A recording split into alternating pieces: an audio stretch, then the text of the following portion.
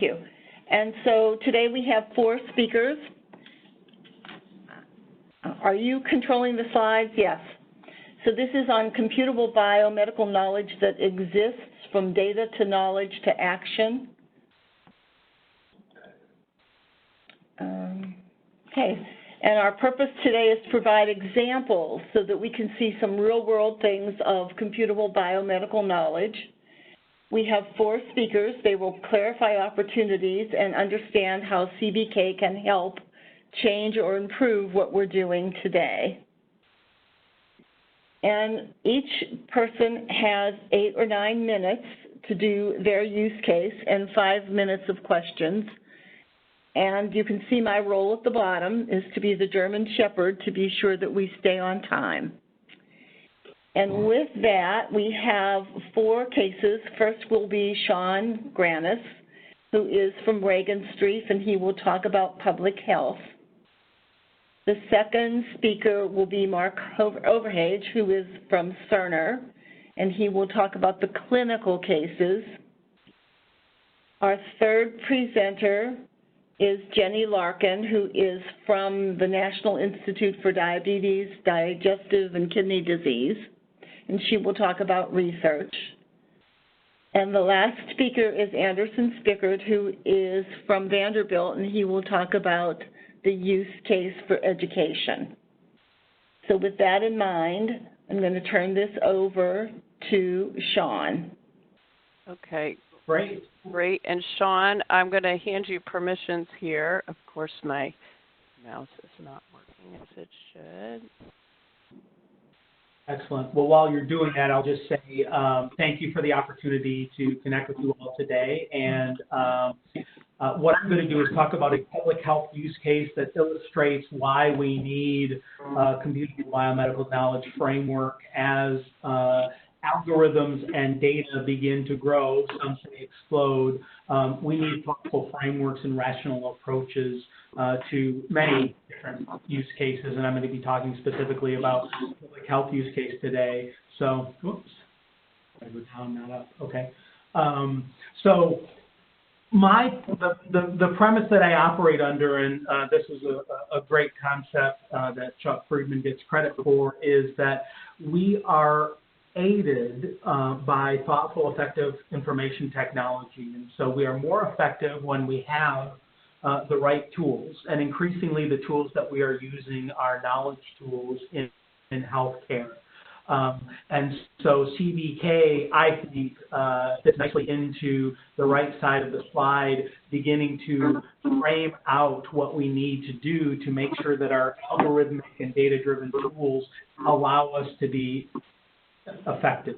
And so that's my underlying guiding framework here. But the specific problem that I want to talk about today is public health notifiable disease reporting.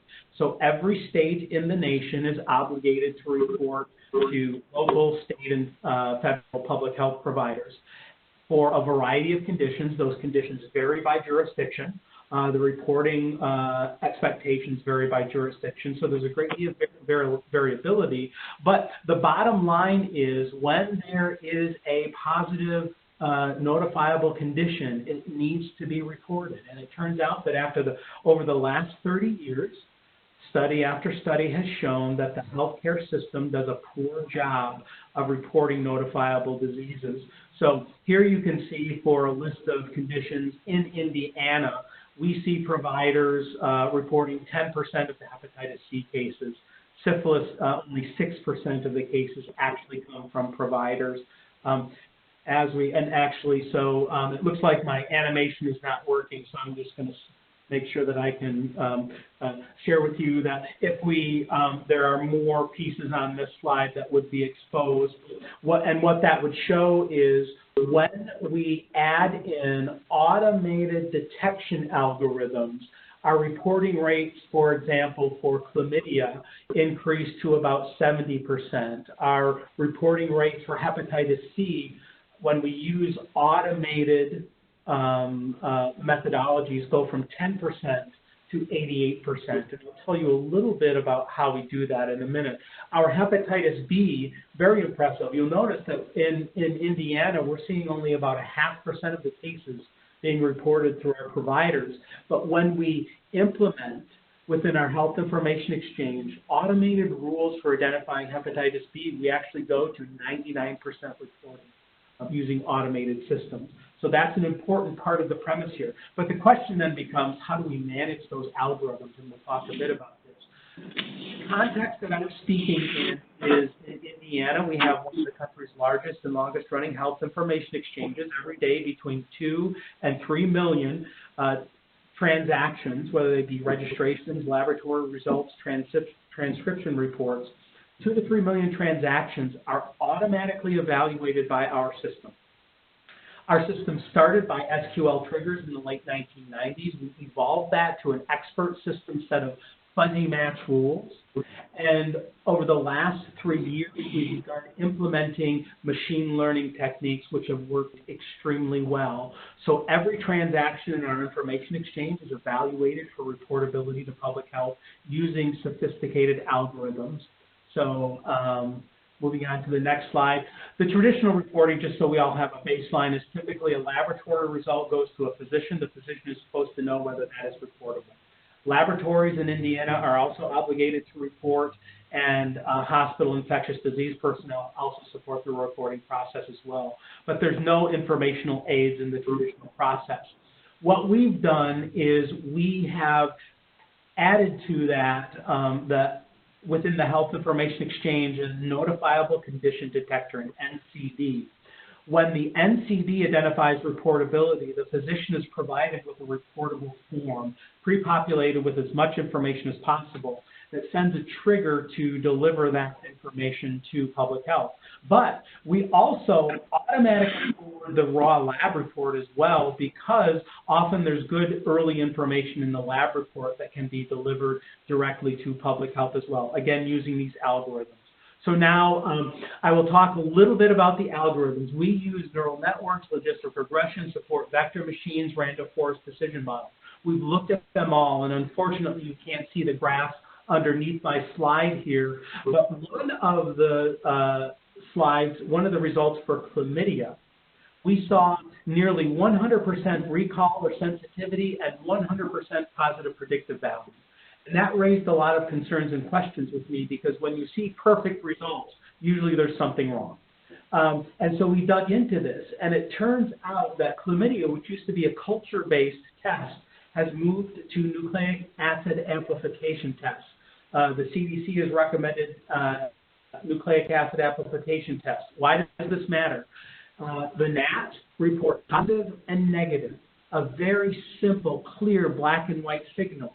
And it turns out that all of our algorithms were able to identify that black and white signal very quickly. And so we're very excited about the fact that the algorithm actually taught me something here, because I was skeptical, and I didn't realize that we had moved so significantly and dramatically and quickly to the nucleic acid amplification test from these much more fuzzier, hard to identify culture results. So we have algorithms. Each of the diseases that we identify tends to use either a differently parameterized algorithm, an algorithm with slightly different thresholds or weights, or a completely different algorithm altogether. Maybe neural network works best for text-based. Maybe a support vector machine might work better for certain types of nominal conditions. So what we need to do as we start thinking about a framework for how can for instance, the experience in Indiana or Massachusetts or Utah, how can the experiences with algorithms that identify notifiable diseases be shared with some rational framework? So what I suggest is that there are multiple types of computable artifacts that we need to begin sharing in rational, consistent ways. There are the decision models, the actual particular type of model, whether it's a decision tree, a support vector machine. We need ways of commonly exchanging and sharing those. There are algorithm domains, so beginning to understand which type of algorithm works best for which type of condition in which context. So being able to capture that type of metadata is going to be important. There's also the process of how does one, it's not just these new models, these new algorithms aren't just about the model themselves, but all of the pre-processing feature selection, feature engineering, iteration. What are those models and processes, and how can we describe those so that the next person wanting to benefit from this work can very quickly consume that work? And then, of course, also sharing validation data. If I trained a model with great performance in my environment, how can I share some type of representation of that data with others, so along with the algorithm, so that they can train themselves up? So I think I am at the end of my slides, and just some concluding points. I do believe that there is significant opportunity with the amount of data that we're collecting now. The algorithms work well. I think there's a lot of understanding and learning that we need to do to find out which algorithms work well in which context. And I do think that CBK will help accelerate all of the work that needs to be done around our increasingly data-driven ecosystem. So with that, I will stop. Sean, thank you. Not only did you do an excellent job, you also were within your time limit. So we probably have time for one question.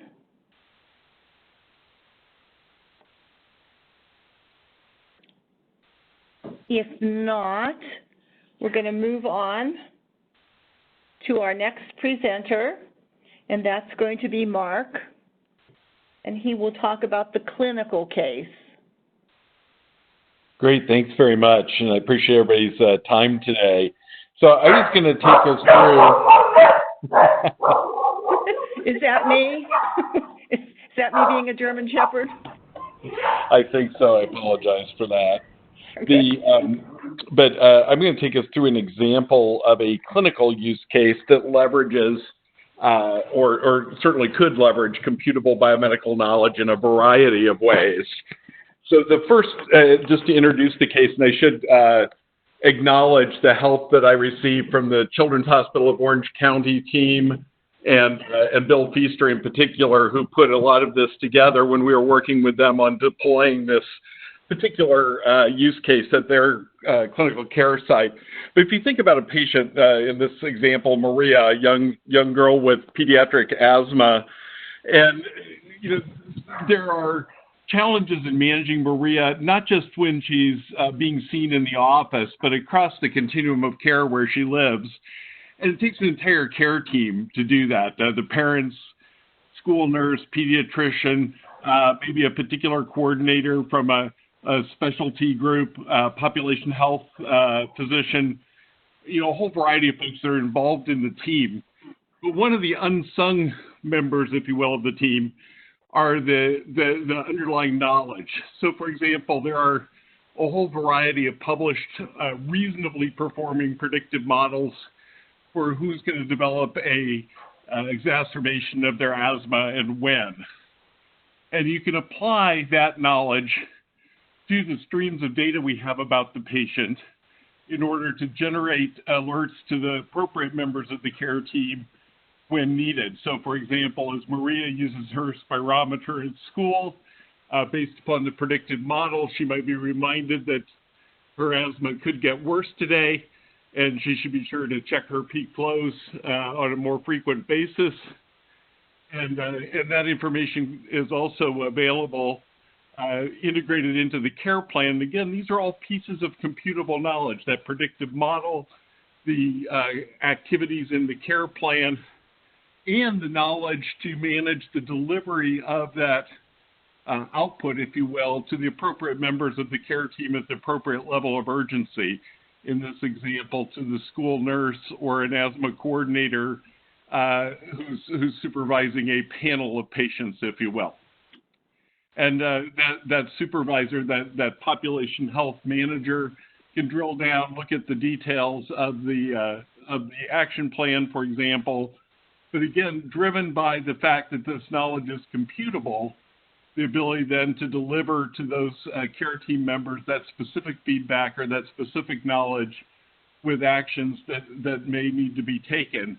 And that also might include delivering specific data collection instruments, which some people may not think of as computable knowledge, but I certainly do.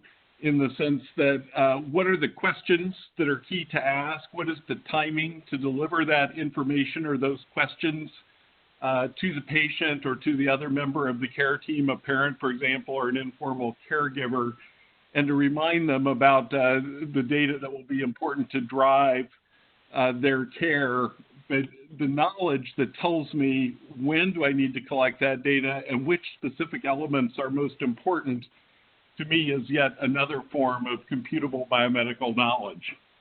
In this example, providers might be using their EMR for scheduling and, again, underlying algorithms here to drive the prioritization of that scheduling, and management of the patients may be an important part of this. So when you think about on this diagram, if you think about starting on the left-hand side, in this example, you might have a pediatric population of 100,000 children. There might be 8,000 or so who have asthma.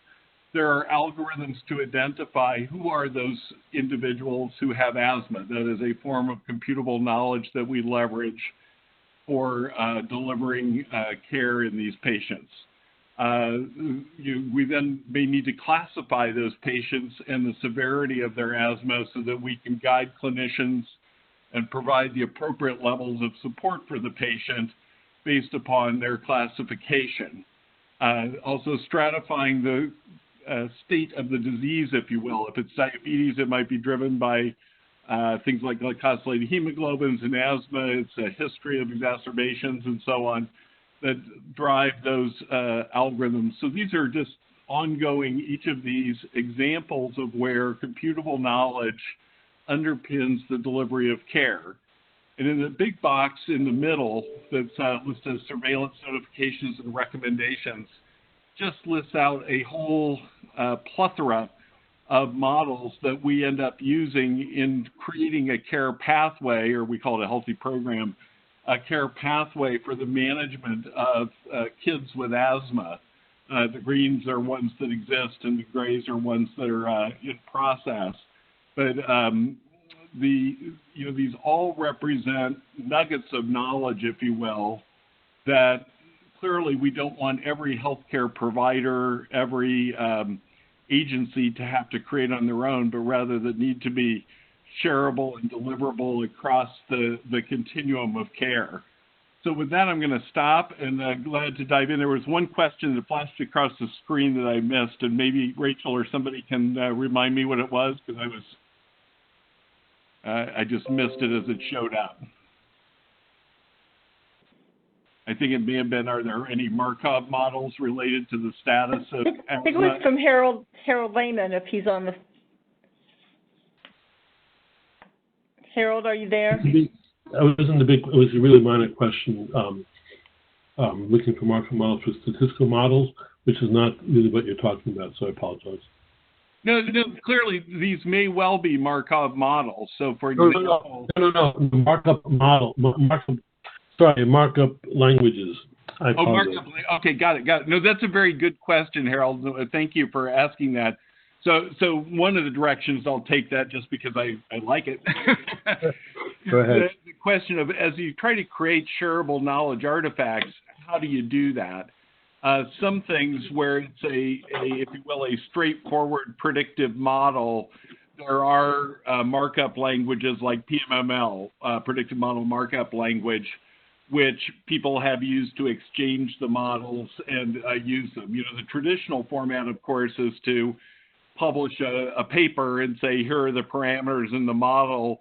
Although many of those examples, when you start doing random forest models or deep learning models, that becomes a more complicated enterprise, if you will, to share those.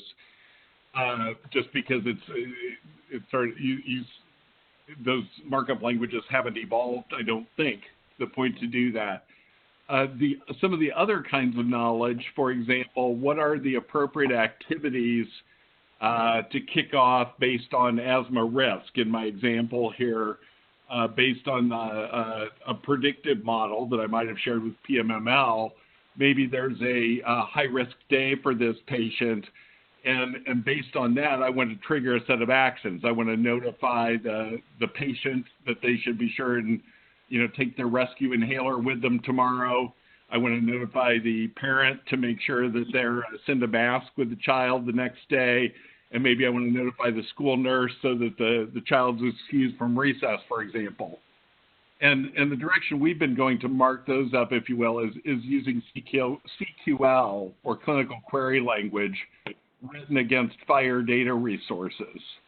And so far, we've found that to be a fairly robust way to exchange knowledge between knowledge vendors or creators, if you will, but also things like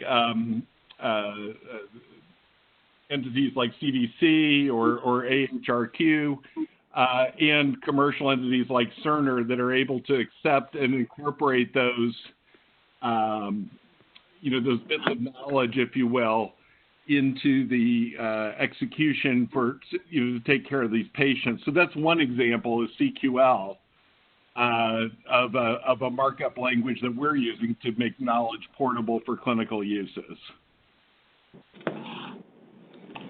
Thank you. Is there one more question? Yeah, and there's one other question online about the distinction between data and knowledge. And I think that's a really, great point. And, clearly at some level, computable knowledge is just the data that gets consumed by a knowledge engine of some kind, right? Whether it's a BPMN engine or a CQL engine or an SQL engine. The SQL code, the CQL code are just examples of quote unquote data that the engine might consume. But, in my mind, the data knowledge so there's sort of a little bit of a philosophical perspective question in there of, well, one man's data is another man's knowledge. But I think the distinction to me anyway, isn't too difficult to make. And when I think about computable knowledge, I think about the logic, if you will, as opposed to the data. And one of the places where maybe that becomes a little fuzzier is the example of a form. Some people could argue, well, that's just a piece of data. It's the 7 link codes and the 12 answers and some kind of metadata that tells you what to do with it. And that's a form. It's just a bit of data. And you can certainly take that perspective, or you could say, golly, what this is a bit of knowledge that actually takes advantage of existing data, takes advantage of maybe predictive models, whatever, decides what data elements are appropriate to capture at that point in time, and then prioritizes so that you're only asking the person to enter 2 or 3. That might be knowledge. You could really handle some of this either way, depending on the level of sophistication you want. Thank you, Mark. I think let's hold maybe at the end, if we have some time, we can have all 4 of you talk about data knowledge. So with that, I'm going to turn to Jenny to talk about research. Okay. And again, thank you for being able to present this again. I'll be giving the research use case, and I decided to focus on the reproducibility of computational modeling and simulation. And before I go any further, just to say what is computational reproducibility versus replicability. And the reproducibility is if you're given the same data, the same models, and the same conditions, if you run it multiple times, will you obtain consistent results? That's reproducing findings, as opposed to replicability, which is if you ask the same question with different data sets, do you find the same results? So similar but not the same, and the figure just shows you, well, on the left you have 3 different people, you want to reproduce chocolate cakes, you give them all the same ingredients, you give them all the same recipe, and do you get essentially 3 similar chocolate cakes, or do you get 3 very different chocolate cakes? So that's really the question, is how reproducible can computational models and simulation be? And I have to remember to forward it through that way. There we go. And we all know how important reproducibility is in biomedical research, or any number of publications looking at the reproducibility of findings and publications. As you all know, NIH has a whole policy on rigor and reproducibility for its awards. So these are critical issues to science and how it's run and how people trust it. And along those lines it's not just the data that we care about reproducibility. There's also the Committee on the Credible Practice of Modeling and Simulation.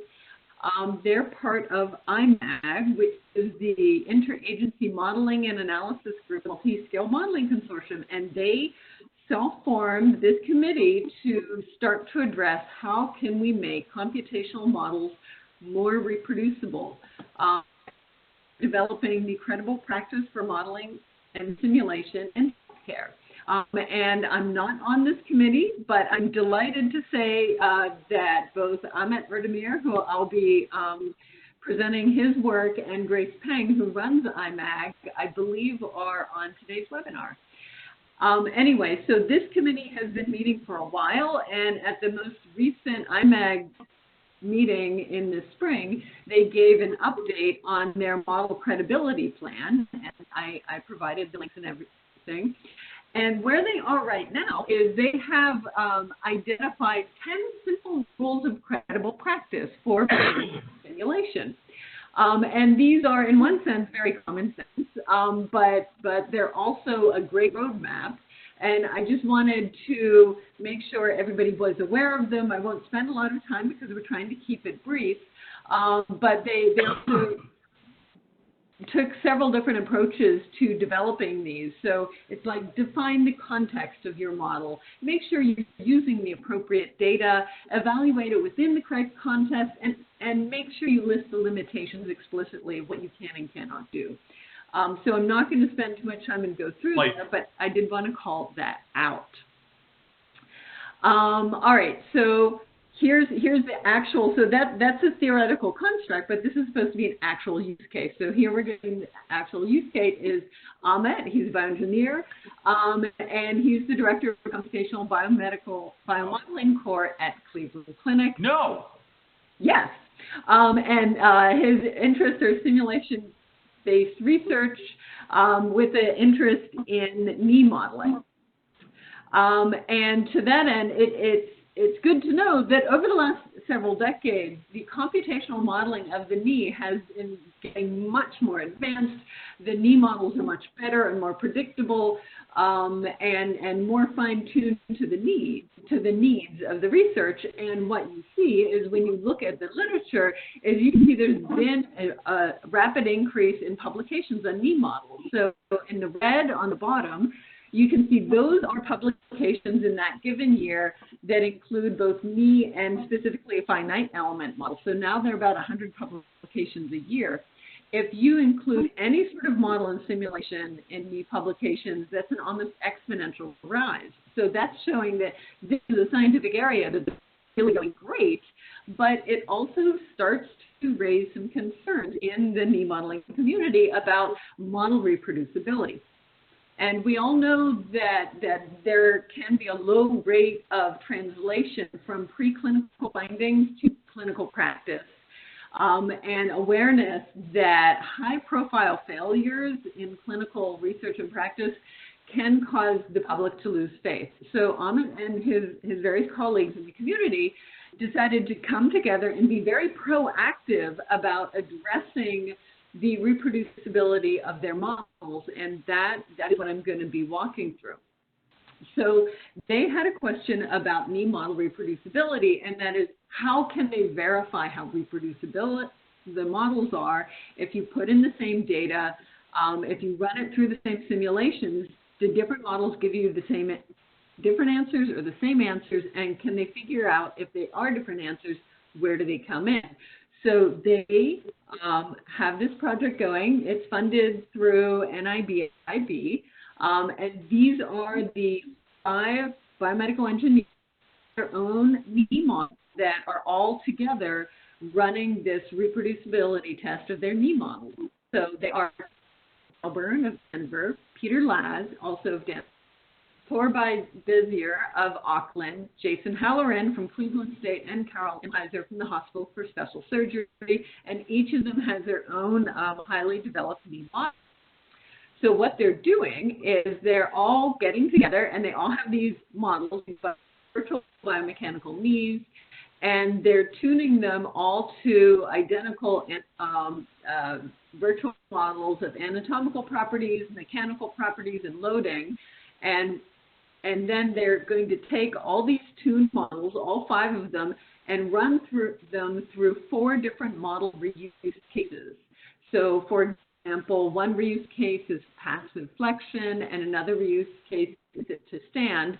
And then they're going to look at what are the predicted outputs of each of the models, and then try to figure out, are they reproducible? And if they are deviating, where and how are they deviate? Because they want to have models that are useful and predictable and can be used in the correct circumstances. So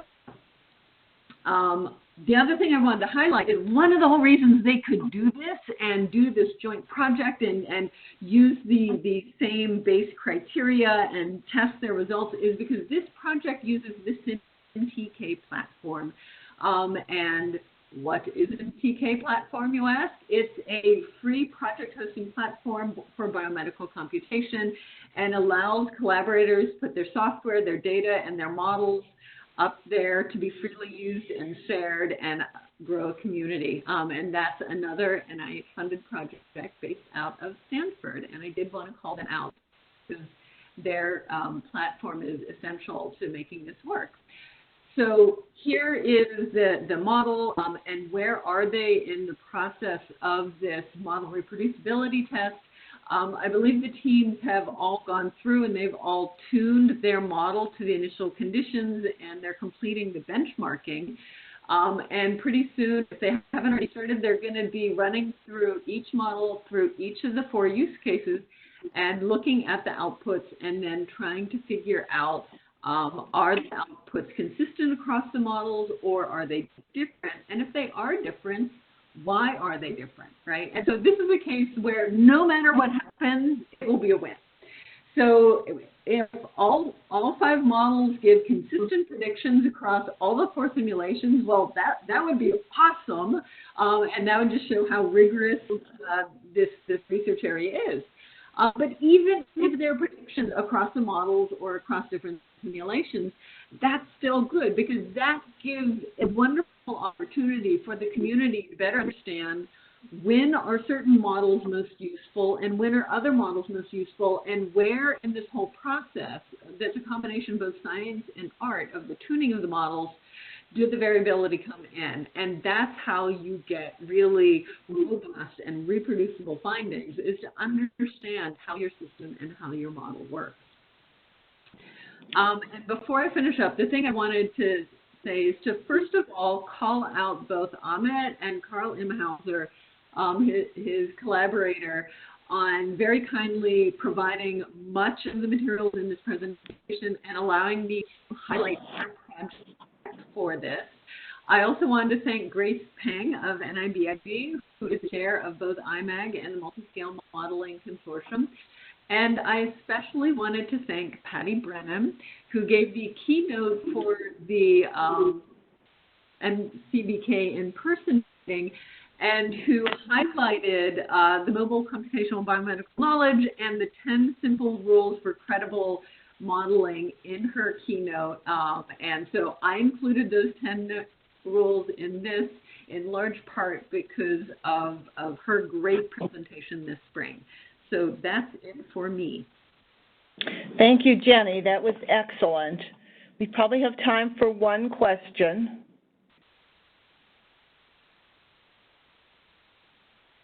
And if not, we'll go on to Anderson and use the end of this for other general questions.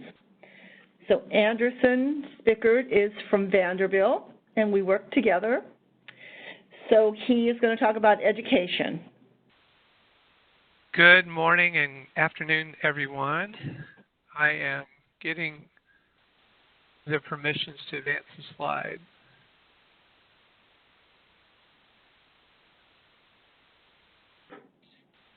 There we go.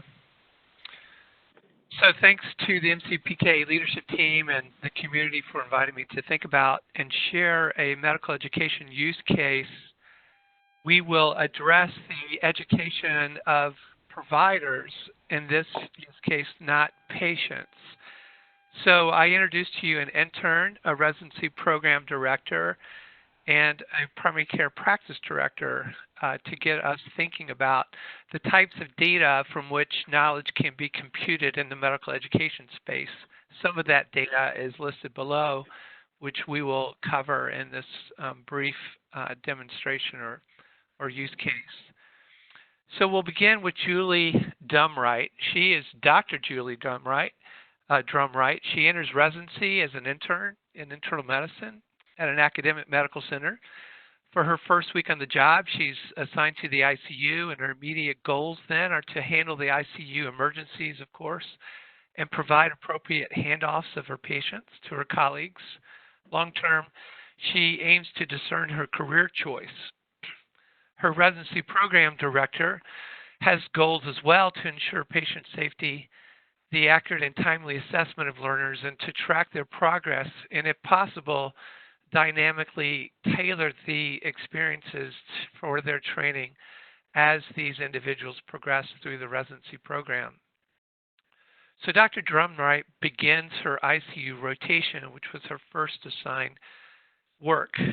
The patient care assessments are purposefully light for the first week while she performs readiness assessments at the simulation center at the university there.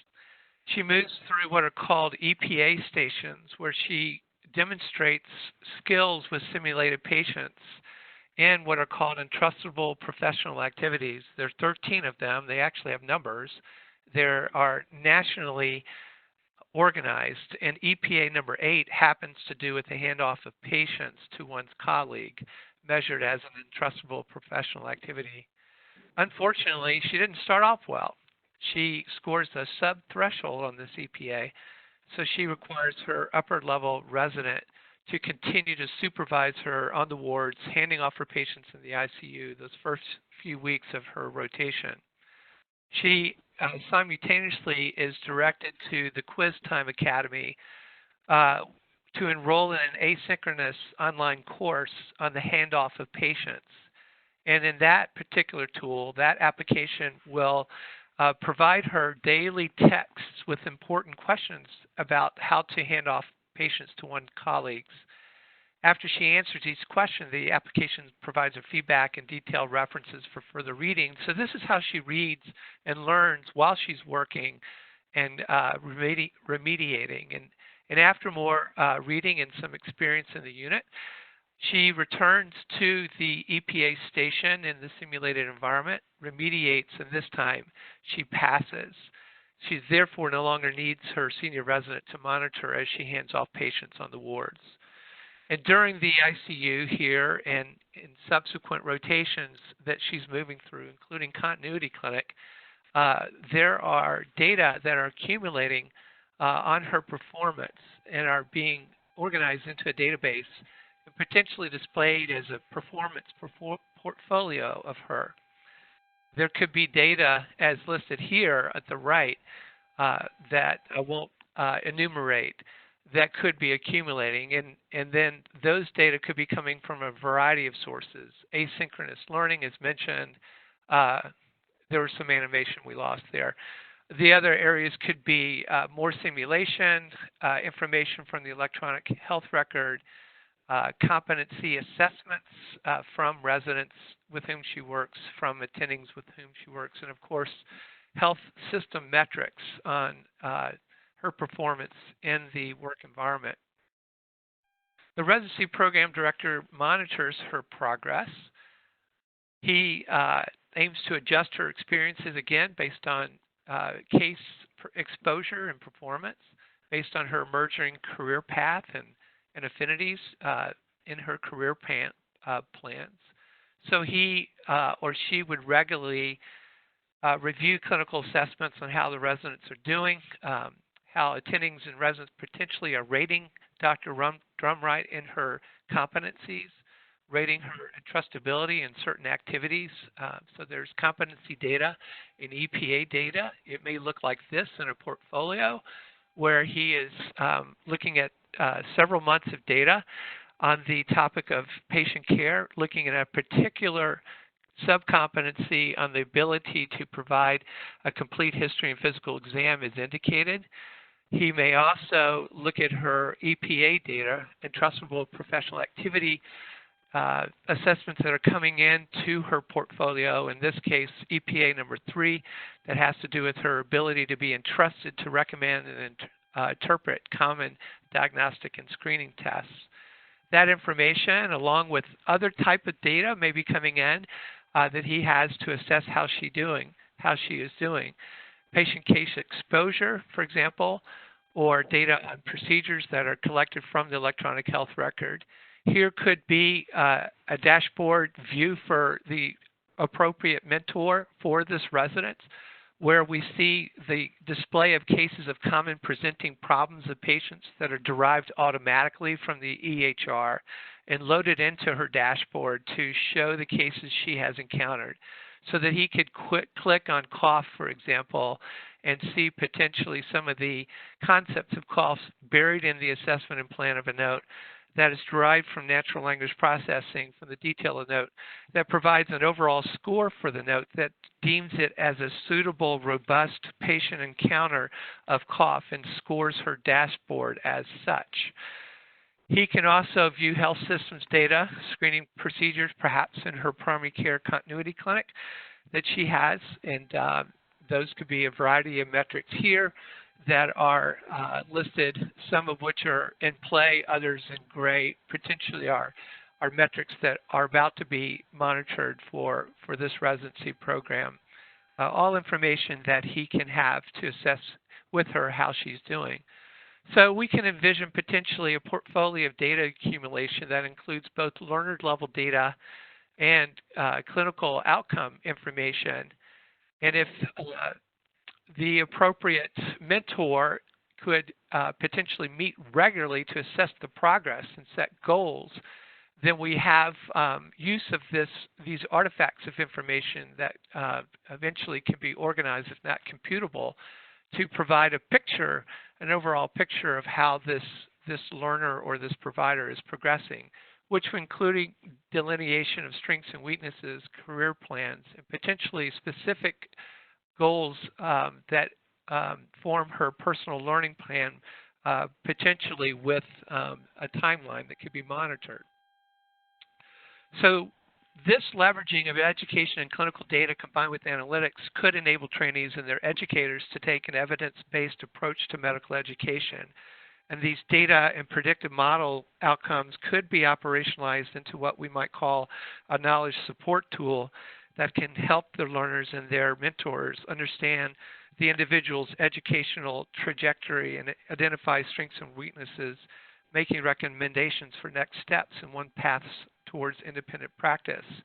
And as she finishes residency, Dr. Drumright then could have a summarized version of her learner portfolio, which could be presented to a primary care practice director who is trying to make a good hire and is trying to build a practice of competent providers, so that these leaders can use this information to review Dr. Drumright's readiness for joining their group and practice. And over the years, this intern will become a practicing physician in this case, such that practice data, patient outcomes become part of a bigger open clinical data set as delivery systems increasingly rely on transparently reported outcomes based on large volumes of data to substantiate the quality of her care at the individual and the population level. So that's an idea, and that's all I have. Thank you. Thank you, Anderson. And you also, everyone stayed within their time. I'm so proud of you. So any questions for Anderson on education? If not, we have time to open this up to all 4 of the wonderful panelists.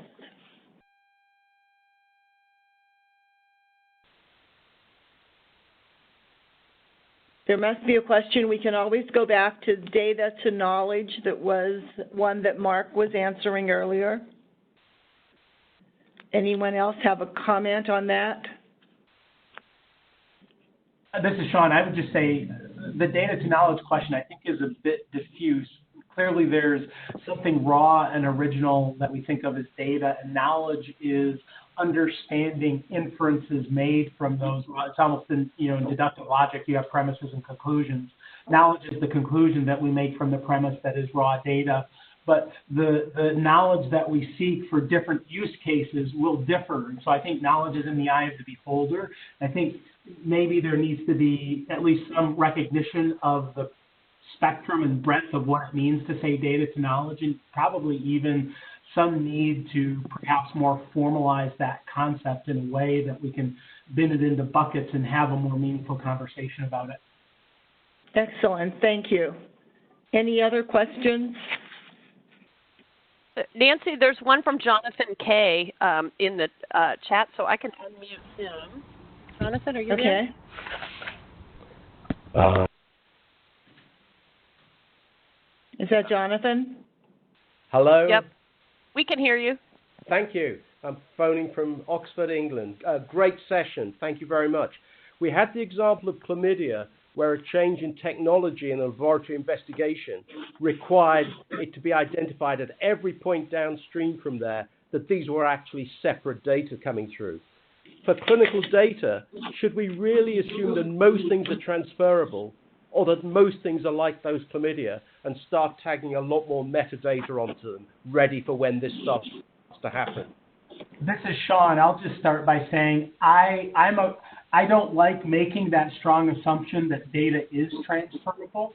And if by transferable you mean reusable or repurposable in multiple contexts, I think there's still a lot of heterogeneity among data. And so I wouldn't even trust, and in fact, I don't want to go too deep into this, but we've done studies, we built algorithms across hundreds of different clinical data sources.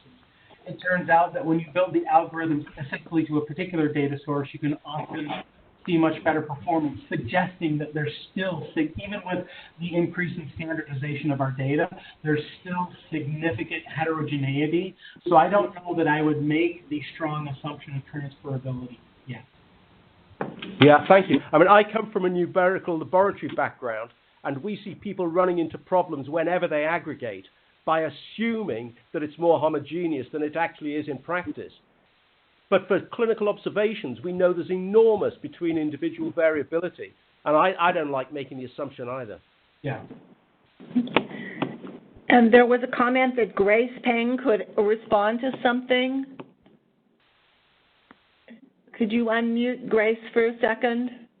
I can't. Let's see. She's unmuted, and Jenny Larkin might want to just put some context around that. I had asked a question in the chat about some of these IMAG guidelines, if they were moving in the direction of being reportable. A quick Google search of the 10 simple rules brings them up. I've seen them define context clearly, use appropriate data, evaluate within context, list limitations explicitly, use version control, document adequately. I mean, it's, again, Google search and it's disseminate broadly, get independent reviews, test competing implementations, and conform to standards. Yeah, so Grace, if your audio is connected, you might want to say a little bit more about where IMAG is in the implementation of them. Sure. Can everyone hear me? Yeah. Okay, yeah, so thanks, Jenny, for giving such a great presentation on this. So we have been implementing the 10 simple rules in the consortium as part of the terms and agreement of the grant awards we give out to all of the investigators. So they are required to actually address the 10 simple rules every year and let us know their progress on it. And in the first year, the CPMS committee, which Ahmet led, and Ahmet can comment on it, helped evaluate the progress in implementing 10 simple rules. And needless to say, I don't believe anyone got a perfect score. And so they were many times reviewed as insufficient in many of their implementation. But actually, that was part of the exercise, was to actually help them understand those 10 simple rules and think of ways to improve on how they will implement for the next year. And as a result, many of the investigators came up with very clever tactics on addressing the 10 simple rules. And so, for example, we now have groups of investigators on completely different projects. For example, one project modeling muscular dystrophy and another project modeling tuberculosis, but they're both using agent-based models. And so they paired up with each other. And in fact, the graduate students are taking diaries together and having conference calls to basically check each other on implementing the 10 simple rules. And one thing about IMAG and the Multiscale Modeling Consortium is that we have everything posted on the IMAG wiki, so it's actually public information. I can even send you their updated plans.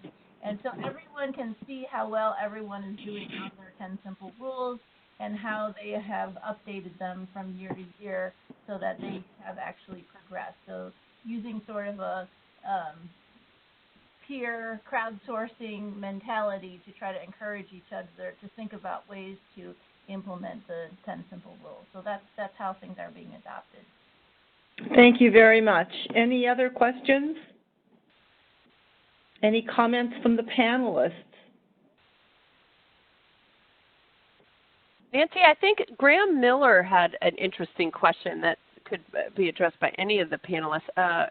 Graham, I don't know if you're able to connect audio. I just unmuted you if you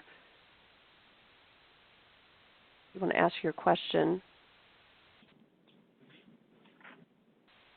If not, perhaps Hello, I can you hear me now? Oh, yes. Oh, that worked. Oh, okay. I think I pressed the wrong button there. No, as to say, it's a lot of varied examples in the different settings, and I just wondered if there was a sort of common element that binds them and defines them as CBK. And I guess the follow-on would be, and what makes that distinctive in a sense. So that's just really a question to the panel, really, when we reflect on the presentations we've heard. So this is Mark Overage. I'll take a crack. And, I think the things that combine them is sort of the name, right? At one level, there are applications of biomedical use cases. And we talked about 4 very different use cases. And the second is that they're computable, that it's not text, weasel word guidelines. It are things that you can apply to data and produce a result using a machine instead of a human. And to me, those are the common threads of the 4 example use cases here that makes it computable biomedical knowledge. Thank you, Mark. Others?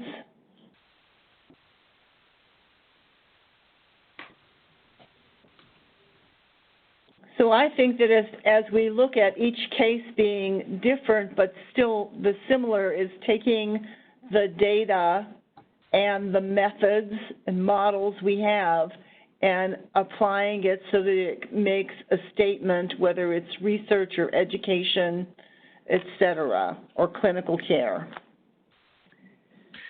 Yes, I'm quite early in my journey. It's Graham again. And, I think there's one of the things I think I was conflating was looking at almost like literature, which is almost like, clinical coding. It's been clinically coded to excise that biomedical knowledge, perhaps to feed into a clinical decision support system. But I think the examples here are quite a lot of things like chains of algorithms that are actually the computable knowledge that can support the delivery of care, particularly in, I think, the asthma example and in other examples earlier on in the presentation. So I'm just trying to, as a bit of a newbie here, trying to locate it in a sense, because it could be a catch-all, but I think it needs to have some distinction.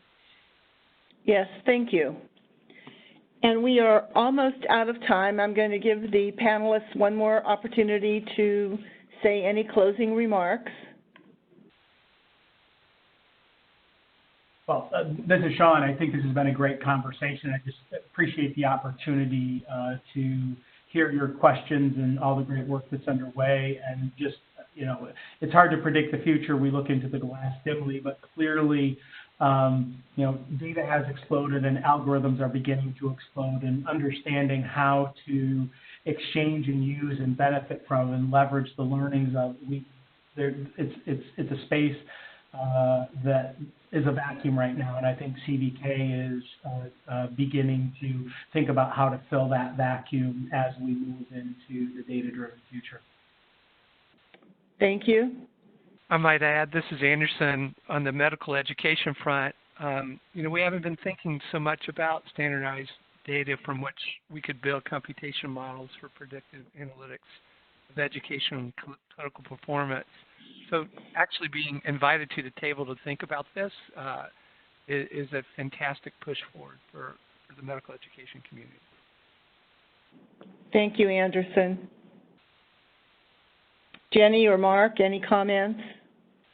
This, Mark, the one thing I would add is I think we have to be very careful here. It's easy to fall into the trap or the thought that all of this knowledge will be derived from data.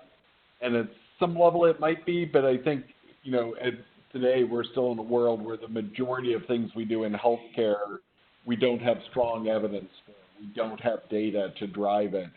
So some of this knowledge is going to come from data. Some of it is going to come from our best guess, mechanistically or expert opinion, because there simply isn't the data in many cases to answer the questions. I think it's a trap that people can fall into to think all of this knowledge is going to be learned from the data, at least in the next couple of decades. Thank you. Jenny, you want one more chance?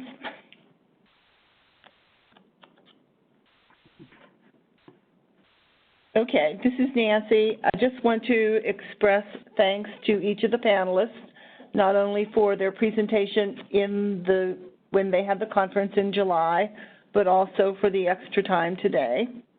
And the presentations were excellent, and they were definitely thought-provoking. So to all of you, thank you very much for joining. Rachel, thank you. Chuck, thank you. And best wishes. Thank you all for joining. Have a good afternoon.